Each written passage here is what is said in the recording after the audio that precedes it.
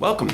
Well, thank you so much for having me. Good to be here. Talking about a really light topic today, suicide. But some of you may be surprised to find out that the majority of you in this room are probably in the highest bracket for rates of suicide. According to the American Foundation for Suicide Prevention, the number one age bracket is the, 45 to 64-year-olds are in the highest bracket for rates of suicide per 100,000. But the very next one is 85 years old and older. They're the second highest. So if you're over 45, you're in that high bracket. And unfortunately, to add insult to injury, we live in Wyoming, which traditionally always ranks in the top 3 of per capita suicide rates in the nation.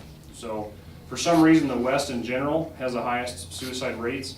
They're doing a lot of studies right now to try to figure out why. There's a study actually going on in Salt Lake City currently to see if altitude plays a part in it, actual oxygen deprivation or something like that. But anyway, you all look like extremely happy, outgoing, joyous people. So don't think I'm concerned about you, but you may know someone that is concerned and you have some concerns about. So I just want to share some of this data with you. And the first thing being this: there's a misconception with suicide that we shouldn't talk about it.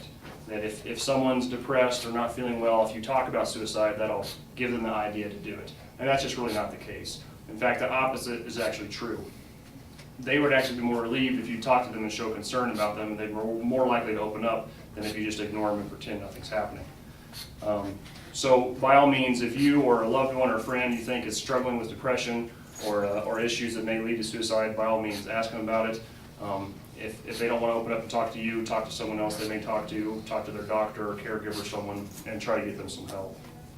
So I was actually kind of surprised to see that the age brackets there. We typically in law enforcement, we deal with a lot of the younger ones, and we don't think about the older crowds being ones that are so susceptible to suicide. But nationwide, the elderly rate in the highest brackets. And I think there's probably a few reasons for that. Again, the data I'm pulling this from is American Foundation for Suicide Prevention, and then a website called suicide.org that has lots and lots of different information and data they collect.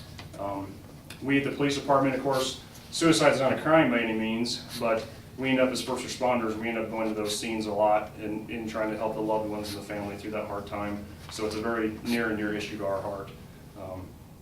So it's something we talk about a lot. There is a good organization here in Nickerson County called the Suicide Prevention Task Force, and it's made up of lots of different folks from the law enforcement community, from nonprofit communities, from health community, all working together to try to help in Nickerson County and in Wyoming as a whole bring down our suicide rate. That's not something you want to be known for as being number one. It's a high suicide rate. Doesn't really help with our tourism industry. So we look at a lot of factors. We do a lot of things.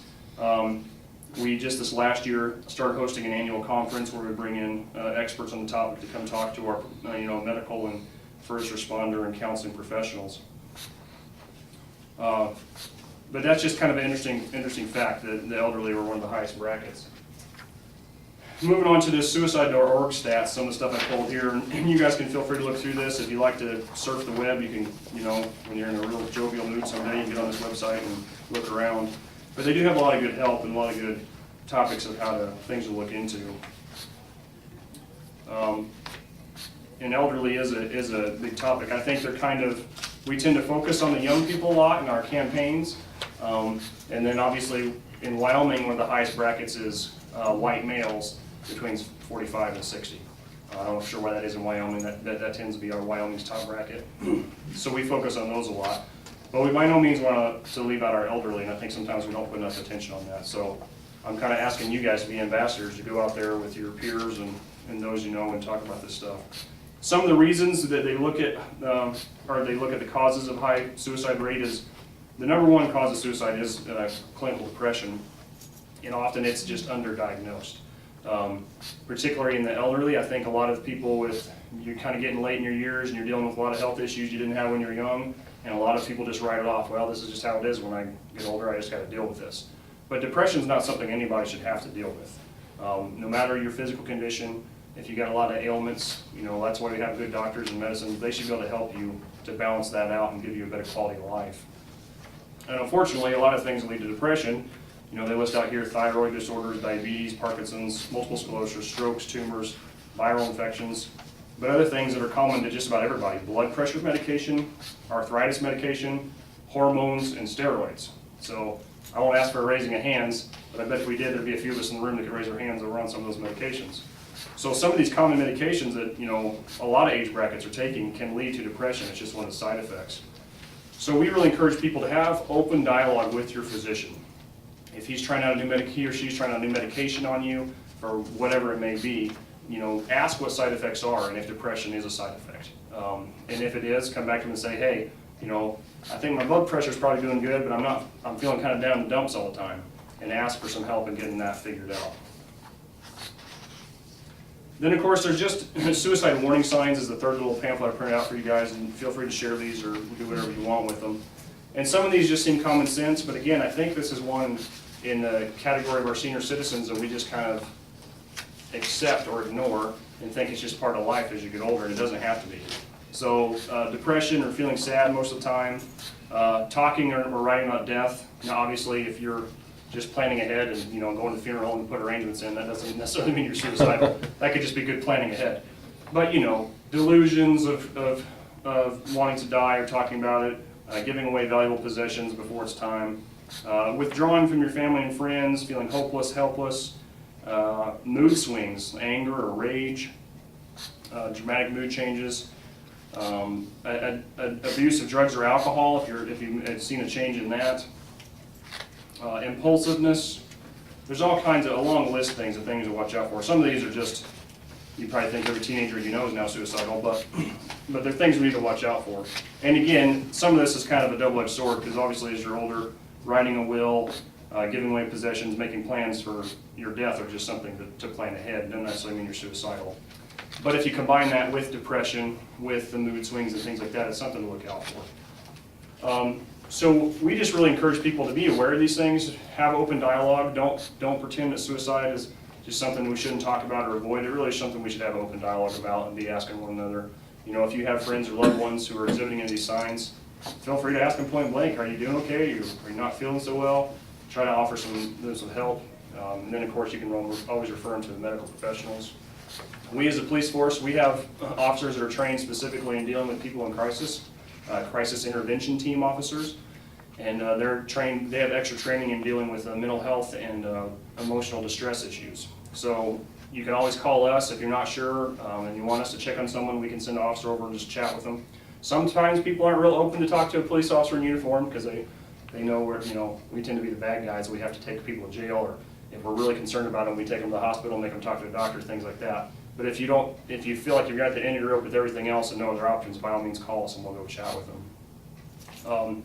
But we really just try to, here in Nickerson County as a whole, we try to really raise awareness about suicide prevention and get the dialogue going so we can look at these early warning signs and get ahead of them. Because, like I said, it was a surprise to me, but the elderly are one of our top brackets of the highest rate for suicide, and that's just no way to see someone go out, you know. You may feel like quality of life is degraded, and you may have friends that feel that way, that, you know, they're out. We all just recently saw in the news, you know, one of our beloved, you know, founders of this community, Nick McMurray.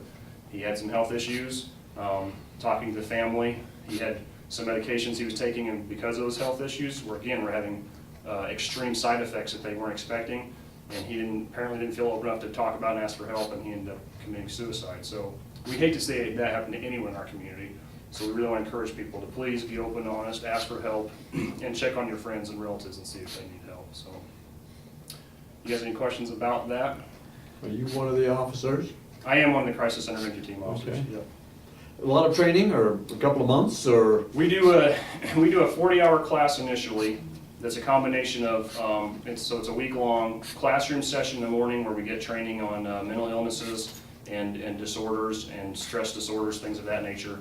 And then in the afternoon, we do role playing, where we actually bring in actors, and then the actor will play that they're either bipolar, schizophrenic, or dealing with depression, and you have to talk to them. You know, we can't use our weapons and guns like we get a lot of training in tactics in police force. Now we're trying to come back and get a lot more training in verbal de-escalation and communication. So you can't use any physical tactics. It's got to be all verbal dialogue to find out what's wrong and give them the help they need. So we do a week of that, and then every year they do another 4 to 8 hour refresher courses on new topics and things like that. So Thank you. You mentioned talking about Natrona County specifically. I have no idea, and I'm not trying to be morbid, but how many suicides will there be in a year? I mean, is it over 100. Oh my word. Yeah, easily over 100. I can shoot that off the top of my head. I'd have to actually pull the stats, and I didn't pull. I should have pulled them for last year. 2 a week? Yep. Wow. We In get Natrona County? In Natrona County? in Natrona County. Yeah. We get, as far as attempts and we have a couple classifications in our radio logs. So when someone calls dispatch concerned about a friend or relative, they go into the 2 categories. One is a suicidal subject, which means I think he's talking about suicide or he's saying something I don't feel comfortable about, but you go check on him. And the other one is suicide attempt, where they actually have evidence or reason to believe they've actually tried. And we end up, those 2 combined are over 500 a year typically. So where we're responding and checking on people. Part of that is just because education's gotten better, so people are calling us on their friends more often than they used to, saying, hey, he sent me a text message, said he wanted to end it all. That seems out of the ordinary. So sometimes we go talk to them, it's a teenager, we sit them down with the mom and dad, have some open dialogue. Hey, your son sent this text, I think he's probably just depressed, girlfriend broke up with him, whatever. The parents help them and we're good to go. And other times we have to take them to the hospital, have them talk to a doctor and make sure they're safe that way and end up getting medical treatment. And then suicide attempts are kind of all over the board. Obviously we get a lot. There's a lot of access to firearms in Wyoming, so probably the #1 tool for suicide is a firearm. And typically there's not much we can do when that happens. And then we end up a lot with pills as well, and even hanging and then some cutting. So yeah, we literally deal with hundreds per year of calls suicide related, but I know it's over 100 per year of actual completions. So My word. And it goes in phases. Sometimes they're worse than others. Like in the 1980s during the big oil bust, there were 5 or 6 per week they were going to. So it was a bad time. So. Are the things that come into play like a long stretch of cold weather or anything like that? Does that have anything to do with That's a good question. That's some of the problem is we're trying to look at patterns now. We're kind of behind the 8 ball. We're realizing, we're seeing this data that end up being #1 a lot. Now, Natrona County isn't usually #1 in the state. Typically Fremont County is actually #1. Another big factor we know is contributing is alcohol. A vast majority of our suicides are drug or alcohol related. So at the time, even if they don't use pills, at the time they commit suicide, they have a high quantity of alcohol or drugs in their system. So that's an issue, which is why we think Fremont County is actually #1, because their alcohol use is even higher than ours. And then, I don't know, we don't know for sure. Sometimes it appears like that, but sometimes we get a lot in the summertime too when people are out and about and having fun. So it's hard to pinpoint exactly what the causes are. Mm-hmm. Is the police department the best place to call first of all? I mean, or hospital or what? Yeah, if you don't know what to do, absolutely just call us. We do some trainings. When I say we, the Natrona County Suicide Prevention Task Force, they have some people trained in what's called QPR, question, persuade, and refer. And that's basically the layman's training. It's only a 2-hour class, and you learn the kind of questions to ask to find out if someone's having a hard time and then who to refer them to.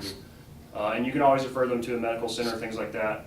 The caveat there is it's always got to be their choice. I mean, you can't drag them along. And that's where, unfortunately, where law enforcement comes to play.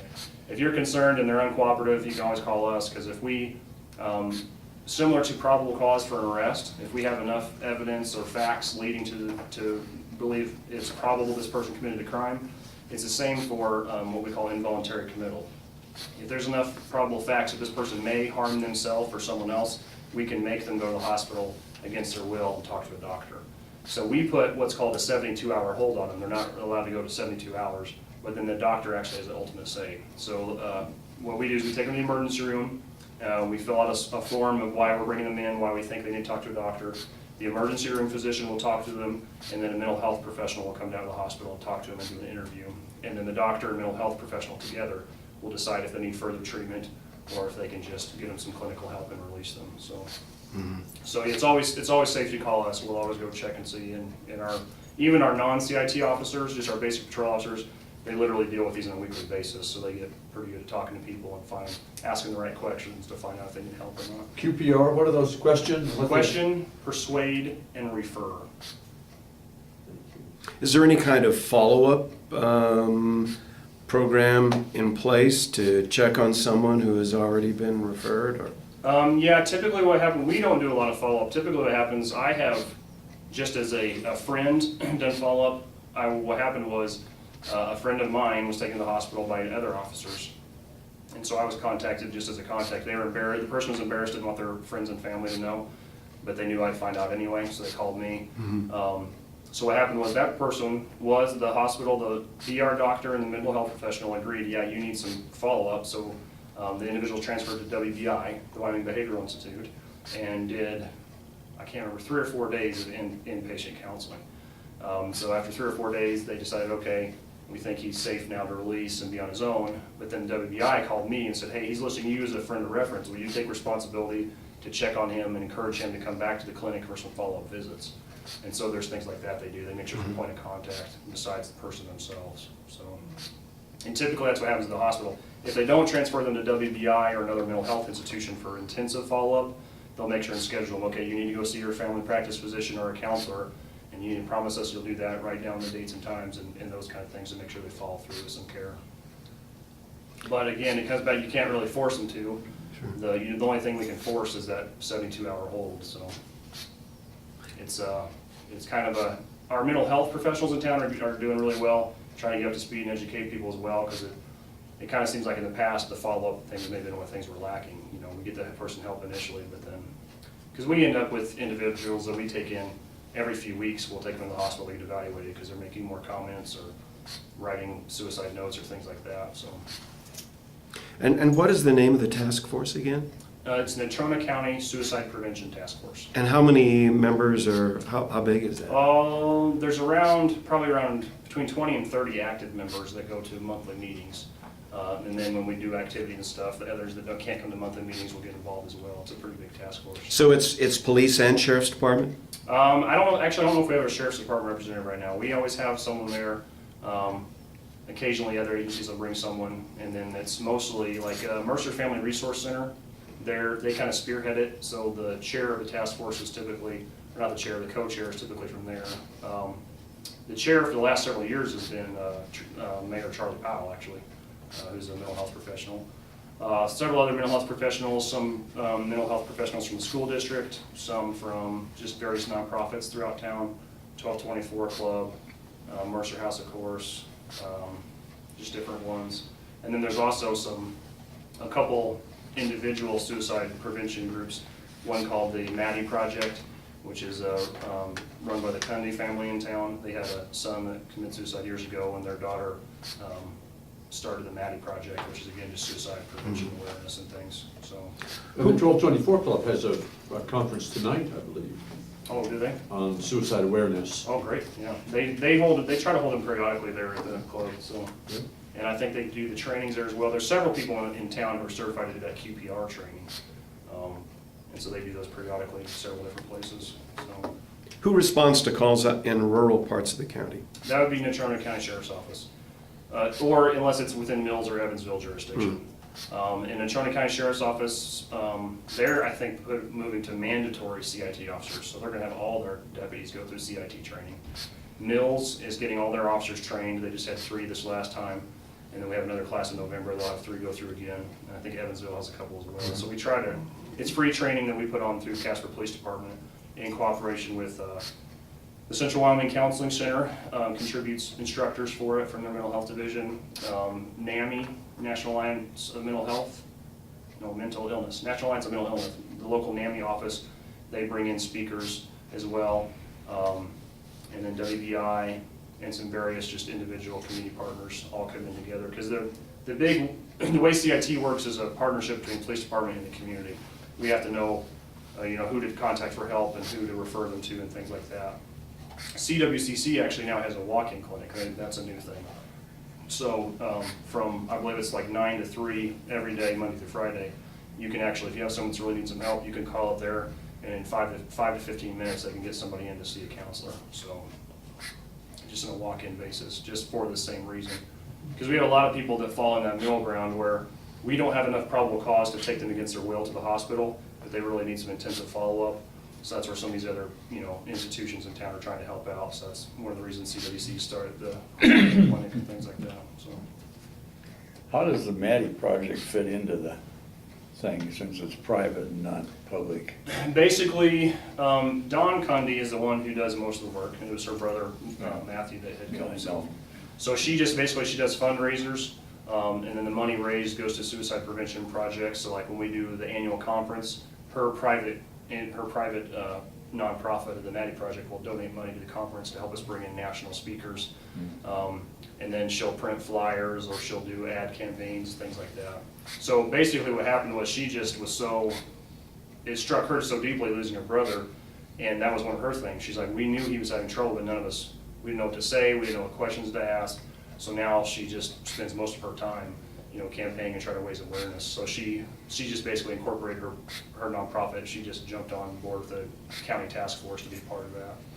So do they go out and meet with different organizations or Yep. churches or something? Yep, churches, and that's one area we, talking on the task force, we'd like to see more of is work with the ministry groups to make sure they're, trained up as well. Because I just don't know, I don't know how many seminaries are teaching, suicide prevention counseling. You get some basic pastoral counseling, but I think it's a relatively new area of focus on, honestly, mental health, so we're trying to raise more awareness. She, and also Dawn with the Maddie Project, she travels all over the state, so she does a lot of work up in Gillette, because the Gillette area has a super high suicide rate as well. Well, that's where they're from. Yeah. And then now, in the last couple of years, the state is improving. I say improving, they're working on improving their mental health focus within the whole state as well. So they've started some state initiatives to work with local groups. So like there's a new organization called the Prevention Management Organization in Wyoming. And it's basically statewide. They put offices in every county. And the ultimate goal is for those offices get state monies to then work with the local communities and try to improve mental health and suicide prevention and other prevention efforts. So they also do alcohol, tobacco, and other drugs, but mental health and suicide prevention is one of their other efforts. So they're plugged into the task force and can provide some help there. They're one of the ones who bring in the QPR training. They get some state funding for that. So, So we do what we can. Everybody kind of pitching in and trying to help raise awareness. Like I said, it's not something we want to be known for being #1 for in the country. So we'll do what we can to change that.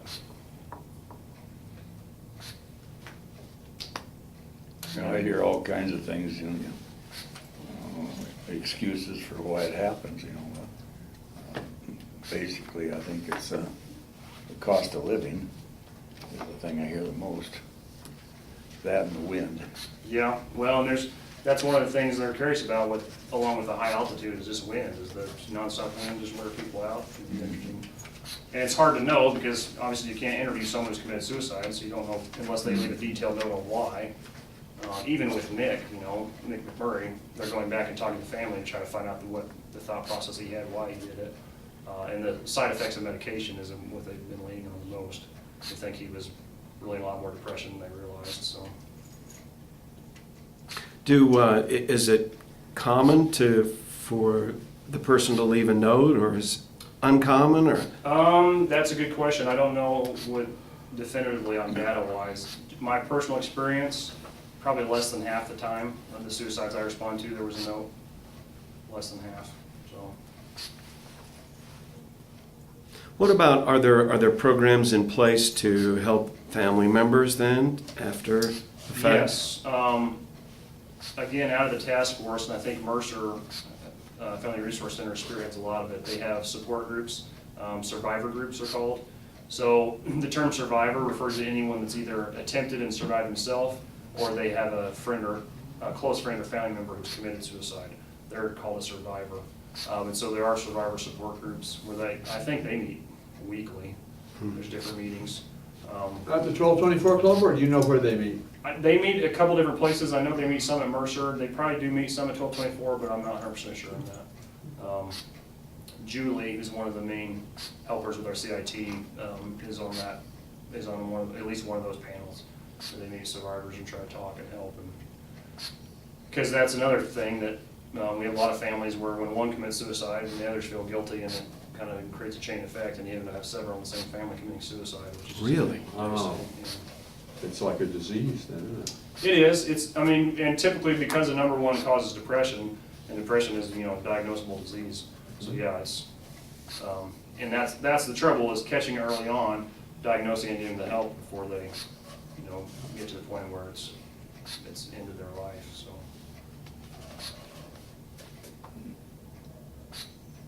All right, All right, thank you very much. thank you guys, good question.